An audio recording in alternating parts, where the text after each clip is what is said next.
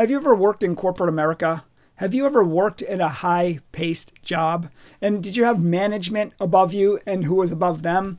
I used to work in a restaurant business, and we oftentimes had upper management come visit our restaurant, and they would announce their visit and say they were going to visit on this date. So we would do everything. We would clean every nook and cranny in that restaurant. We would get all of the things that we neglected together. We would get up to date with code. We would get up to date with everything that we needed to so we could make sure that our restaurant was ready for the visitation when the management came. Now we at the restaurant wanted to make it look like we always lived this way. We always had it together. This is just how the restaurant was run, and we would put on a good show when the management arrived. But a lot of times we slacked and we neglected stuff, and it didn't really actually run that way. Look at you and me. A lot of times we leave our houses messy, right? I personally like my house clean, but a lot of times when people come over, we clean it up, right? And we make it look like we always live in a clean house, even though a lot of times, many of us, we live in a messy house, and we don't keep up on things. And in fact, it's just clutter all around us.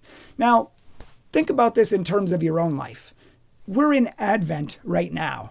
Advent is about preparing yourself for Christ and getting ready for his visitation when he comes again. Now, his visitation might be in 2 days if you die and you hit Judgment Day, or it might be in many years. But the bottom line is when Jesus comes again and he comes to visit us to check on the state of our soul, he said he's not going to announce the visitation. He said death is going to come for you like a thief in the night. So he said live every moment as if it's your last moment. That's important because we don't know when we're going to die. If we knew when we were going to die, Jesus said, if you knew when the thief was going to break into your house, you would be ready. But we don't know, so we have to be ready at all moments. That's the difference between the management who announced their visits and Jesus who does not. So that's what Advent's for. It's about looking at ourself, our restaurant, our house, our heart, the state of our heart, our mind, our soul. Is it pure? Is it clean? What needs to change? What do we need to get ready for Christmas? What do we need to get ready if Jesus came to visit us tonight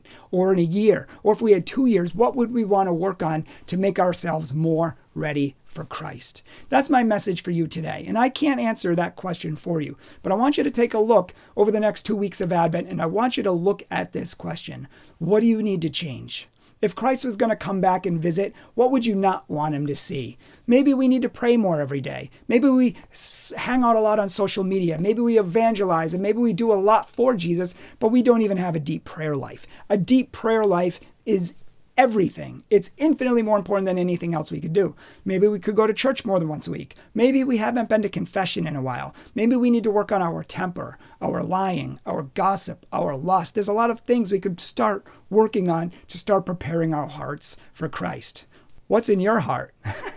Feels like that commercial. What's in your wallet? What's in your heart? Is it ready for Christ? And what can you do to bring up the valleys, to bring down the mountains, and to make a pathway that's straight for our Lord? Think about it before you go to bed tonight.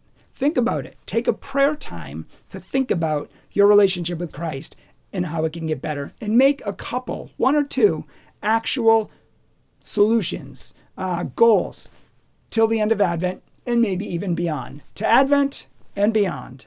If you like this video, please like it, please share it, please share this Advent inspiration, and please consider supporting our ministry. We desperately need it. We have a huge budget. We're about to take YouTube on the road. We need cameras, we need a crew, we need lighting, we need microphones, and we need people like you to support us so we can get all that stuff and make it a reality. So if you like these videos and you want to see a lot more of them and you want to see them grow in different ways, please support our ministry. God bless you.